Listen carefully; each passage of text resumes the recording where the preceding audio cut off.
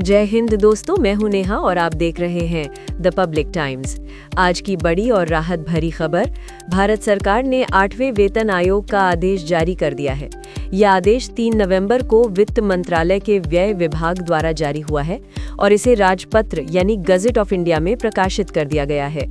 कुल 5 पेज की ये अधिसूचना है, जिसमें 3 पेज हिंदी व 5 पेज अंग्रेजी में विस्तार से जानकारी दी गई है। किन किन पर लागू होगा 8वां वेतन आयोग?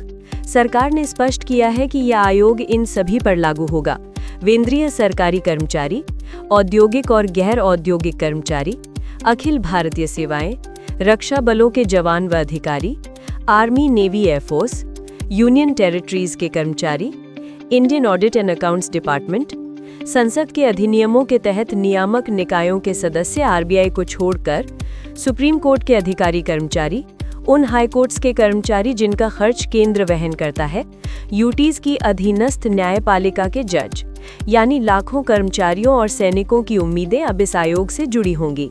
क्या क्या देखेगा आयोग? सरकार ने आयोग को स्पष्ट टर्म्स ऑफ रेफरेंस दिए हैं: पे, पेंशन और सभी भत्तों की समीक्षा, एचआरए, स्पेशल अलाउंसेस जैसे मदों पर पुनर्विचार, एनपीएस या यूनिफाइड पेंशन सिस्टम लाभों की समीक्षा, bonus policy, productivity linked bonus, non productivity linked bonus दोनों पर सिफारिश, अंतरिम रिपोर्ट देने का अधिकार भी आयोग के पास है। यानी कर्मचारी केवल वेतन ही नहीं बल्कि पेंशन और भत्तों में भी बदलाव की उम्मीद रख सकते हैं।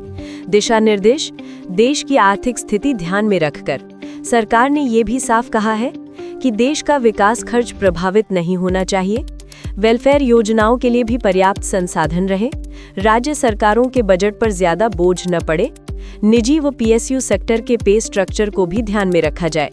यानी आयोग को संतुलित और व्यावहारिक सिफारिशें देनी होंगी। आयोग अपना काम कैसे करेगा? सरकार ने अधिकार दिया है। आयोग अपने सलाहकार चुन सकेगा, अलग अलग विभागों से जानकारी मांग सकेगा, जिसे आवश्यकता समझे उस क्षेत्र के विशेषज्ञ शामिल करेगा। आयोग का मुख्यालय दिल्ली में होगा और इसे 18 महीने के भीतर अपनी रिपोर्ट सौंपनी है। कर्मचारियों की क्या उम्मीदें?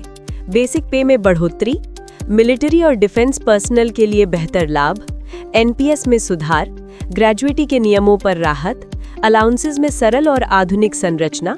सबकी निगाहें सरकार और आयोग की रिपोर्ट पर टिकी हैं। निष्कर्ष: 8वां वेतन आयोग सिर्फ वेतन बढ़ाने का मामला नहीं, ये सैनिकों, कर्मचारियों और देश की अर्थव्यवस्था, इन सब के बीच सही संतुलन बनाने की कोशिश है। सरकार ने आदेश जारी कर काम शुरू कर दिया है। अब बारी आयोग की है कि वो तय करे किसको कितना लाभ मिलेगा। हम द पब्लिक टाइम्स पर इस आयोग से जुड़ा हर अपडेट आपको सबसे पहले देंगे, इसीलिए जुड़े रहिए, सब्सक्राइब कीजिए, शेयर कीजिए, सपोर्ट कीजिए अपने ही चैनल द पब्लिक टाइम्स को। मैं हूं नेहा। जय हिंद, जय भारत।